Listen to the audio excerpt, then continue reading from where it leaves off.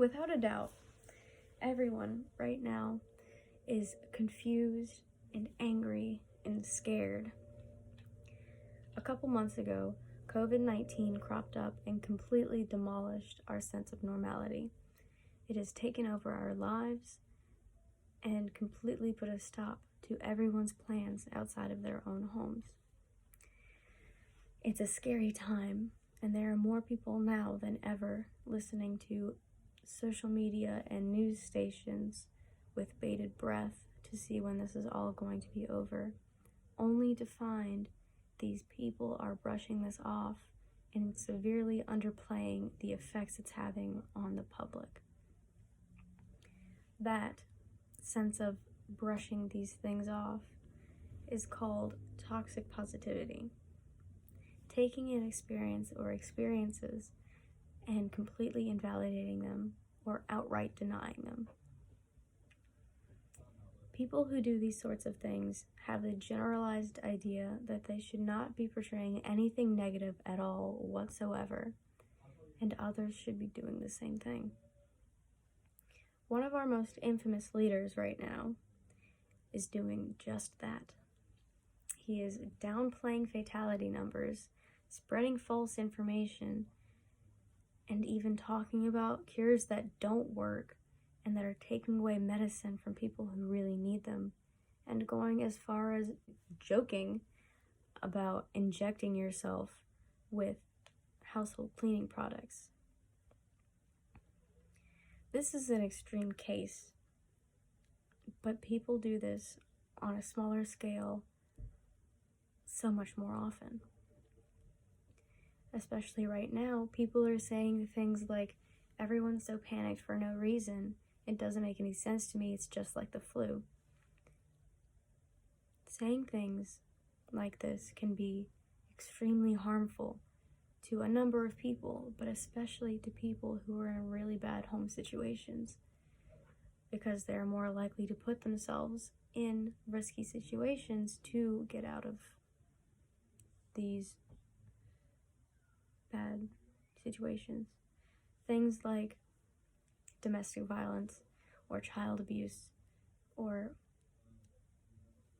even going as far as parents who don't accept them for who they are and outright refuse to validate their feelings.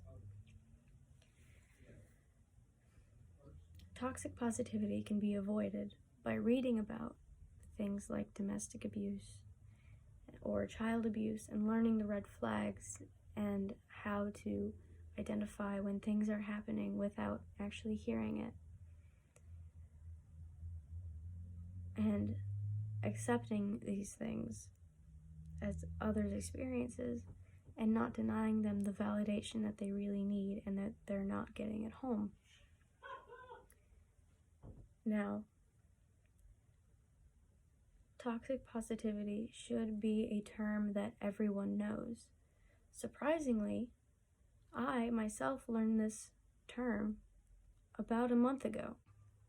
When you see things like this, you should absolutely talk to the person who's saying these things, whether it be on the internet or in public, outside, whatever. You should talk to them, because it's harmful not only to other people around them, but to them themselves. Because sure, it's a bad situation, and they're not seeing the complete gravity of this situation, but that just means that they're more likely to make bad decisions themselves, breaking the CDC recommendation of quarantine and going outside for just because they can, and not wearing a mask or any protective gear.